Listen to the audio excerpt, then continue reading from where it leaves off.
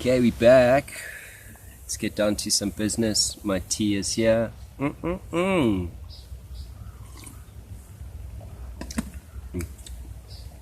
like a good cup of strong, sweet tea. Okay, man, why? Why? Okay, just to sort of elaborate. This is just a warning. Yeah, this should preempt all those non-believers, all those conspiracy, all the people in the system who don't believe the conspiracists or those that kind of think different. And yeah, man, this should kick something in you, and it would be worth looking at your what-if plan and adding to it. And I want to talk about a threat analysis. Yeah, just having a look. South Africa, we're in a low conflict environment. Yeah, 58 people are murdered every day, and that's not telling how many people die from other things in this violent country. Now we have this coronavirus and a lockdown, and now's the time to look at oneself.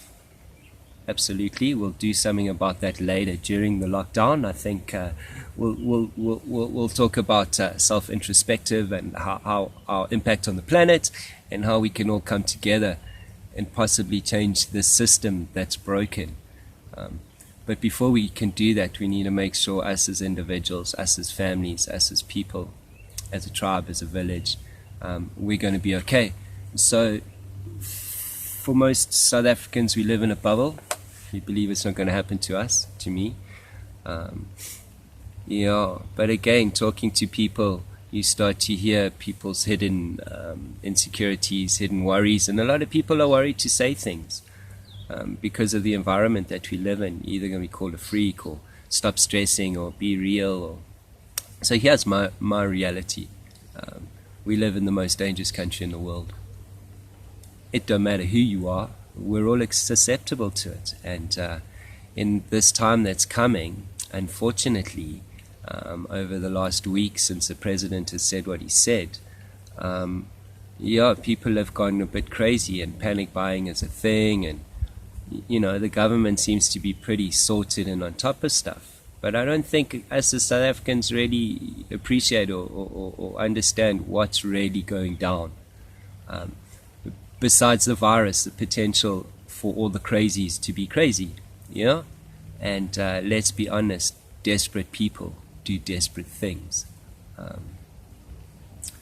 So with that in mind, let's go back to this threat analysis. It'll be good as a family to sit down. In your plan now, we're going to step it up a bit and start digging a bit deeper. Your what-if plan, when is right now. Whatever's happening is happening now. We're in a lockdown. It's the first time in our history of a country. It's happening globally, all over the world.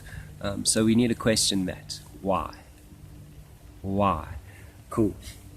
And then we need to look at our threats. Yeah, what is my immediate threat? What is the threat to me and my family? What is the threat to me and my family in this time of lockdown? So just again, being in South Africa, one of the highest crime rate countries in the world, number one, crime of all sorts. Now that we're probably self-contained at home, the chances of crime on the streets would be minimal. However, crime on your house, robbery, armed robbery, would be quite high. So as an immediate or an actual threat, number one, armed robbery, crime. Yeah. How would you deal with that? Do you have something in place to deal with that? Bear in mind that our police would possibly be quite stretched over this time. Yeah, so before we want to just call a 10111 or 082 whatever, yeah, let's 10111. Let's put things in place to protect ourselves, to minimize that risk as best we can. Number two, the second one would definitely be a medical emergency. Yeah, you fall down your stairs, you fall out of bed, you wake up with a cramp. I don't know, there's a million things that could happen in a medical emergency, and we pray that nothing does. I suggested making sure your first aid kit is up to date, and you have the stuff that all households have.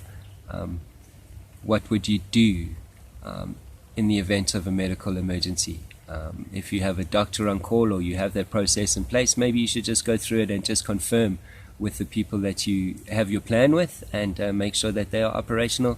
And in the unlikely event of a medical emergency, you and your family are aware of how to respond, bearing in mind that we are in a lockdown, which means that we cannot freely travel, even if we wanna. You can't go on holiday. You can't go visit your Chinas. Yeah, we're on lockdown. Okay, the next thing, an actual and immediate threat. Yeah, what can affect me and my family now? Besides a criminal issue, housebreaking or such, immediate threat, a medical emergency, I think those are the two priorities. The third one, for me, it might be different for you and your family, would be a 24-hour grid down situation where the electricity is off for longer than 24 hours. If that happens, the potential for other things to happen becomes a lot greater. So that is something to be aware of. If the power goes down for longer than 24 hours, yeah, what are we going to do? If the power goes down for an extended period of time, it can affect our water supply. And to me, that's a biggie, because the water supply can affect so much of our daily life. Yeah. So just quickly, actual threats, crime, yeah, armed robbery or something, a medical emergency, no electricity for 24 hours, which would then start affecting our water supply. Water shortage, not a good thing.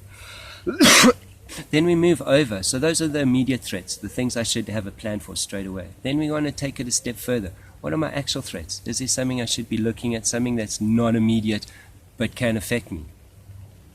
No water means no sanitation, means our toilets don't work. And that is a big problem, people. We have, especially here in the city, in Joburg, we have a lot of people in a small area. When the sanitation stops working, we have issues, and disease is a big problem. Fuel and gas shortage. Yeah, we don't have a shortage. I'm not saying there's a shortage, but, let's see what happens if things get out of control. Maybe there becomes fuel and gas start becoming a shortage. Do you have a container to fill up? Can you fill up fuel in your car? Does your place work off grid and your stove is a gas stove? And do you have an extra bottle? Can you afford to fill it up?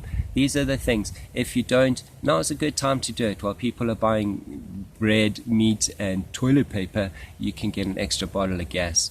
Avoid the craziness, and you're not overbuying. Yeah. Okay.